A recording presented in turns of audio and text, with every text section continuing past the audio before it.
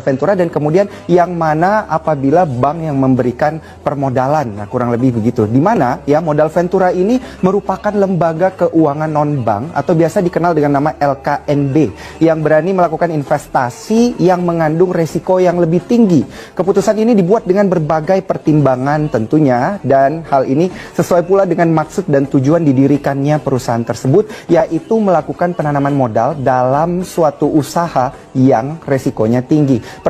Perbedaan antara bank dengan modal Ventura adalah pada jenis kegiatannya, di mana bank membiayai satu kegiatan tetapi tidak masuk ke dalam perusahaan yang dibiayainya. Sedangkan modal Ventura di sini memberikan pembiayaan dengan cara melakukan penyertaan langsung ke dalam perusahaan yang dibiayainya. Tentunya karena perbedaan modal Ventura dengan bank tersebut dalam hal penyertaannya secara langsung, maka modal Ventura merupakan pembiayaan yang dianggap memiliki resiko yang lebih tinggi, dan umumnya pembiayaan modal Ventura ini hampir selalu disertai dengan persyaratan keterlibatan dalam perusahaan pasangan usaha atau dikenal dengan PPU yang biasanya disepakati dalam perjanjian. Nah, namun demikian jangka waktu penyertaan di sini bersifat sementara antara 3 sampai 10 tahun. Jadi ada beberapa hal yang perlu diperhatikan di sini, di mana bank tentu saja akan sangat sulit ya mendapatkan penyertaan dana daripada bank, karena kalau bisnis Anda dinilai resikonya tinggi, maka akan kemungkinan besar ditolak, dan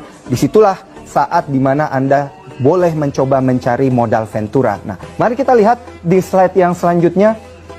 Inilah tujuan penyertaan modal Ventura ya, ada 7 saja dari sekian banyak, di mana yang pertama adalah untuk pengembangan suatu proyek tertentu. Di sini misalnya proyek penelitian, di mana proyek ini biasanya tanpa memikirkan keuntungan semata ya, yaitu untuk penelitian pengembangan yang bersifat untuk mengembangkan ilmu pengetahuan, biasanya seperti itu. Dan yang kedua, pengembangan teknologi baru, di mana pembiayaan untuk usaha baru ini memperoleh keuntungan dalam jangka panjang ya, bisa jadi seperti itu. Dan yang ketiga di sini adalah pengambil alihan perusahaan. Jadi modal Ventura untuk pengambil alihan perusahaan yang bertujuan untuk mengambil alih kepemilikan usaha perusahaan lain yang lebih banyak diarahkan untuk mencari keuntungan. Yang keempat, ada kemitraan ya, dalam rangka ini untuk menurunkan angka kemiskinan dengan tujuan untuk membantu para pengusaha yang lemah atau kekurangan modal tetapi tidak punya jaminan material di sini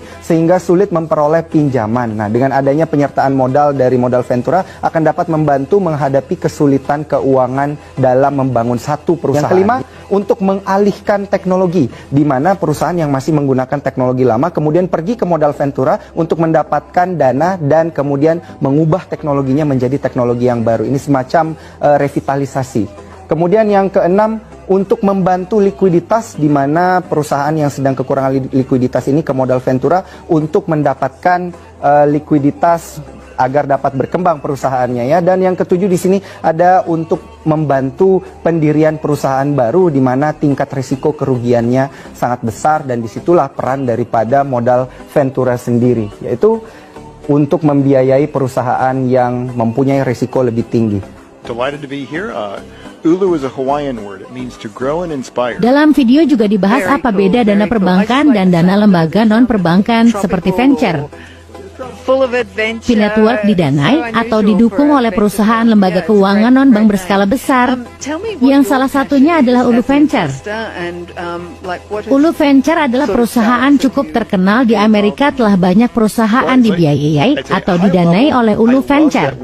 Ada puluhan jumlahnya, terutama bergerak di bidang teknologi. Seperti kebanyakan orang-orang yang tidak mendalami dan memahami tentang P-Network. Sungguh disayangkan, pemikiran pola pikir mindset yang demikian bukan. Didirikan pada tahun 2008, Ulu Ventures adalah perusahaan modal ventures yang berbasis di Palo Alto, State California. Perusahaan lebih suka berinvestasi di perusahaan tahap benih.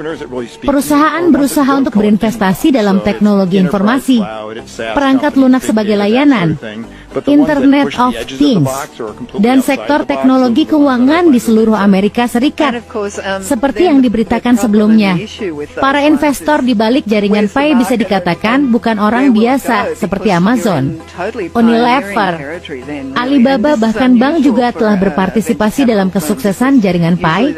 Namun, belakangan ini sempat heboh di media sosial bahwa, selain yang disebutkan di atas, ada lagi investor besar yang berada di balik layar jaringan Pi. Pada saat yang sama, dua investor lainnya berpartisipasi dalam berinvestasi di jaringan Pi, yaitu 137 Ventures dan Designer Fund.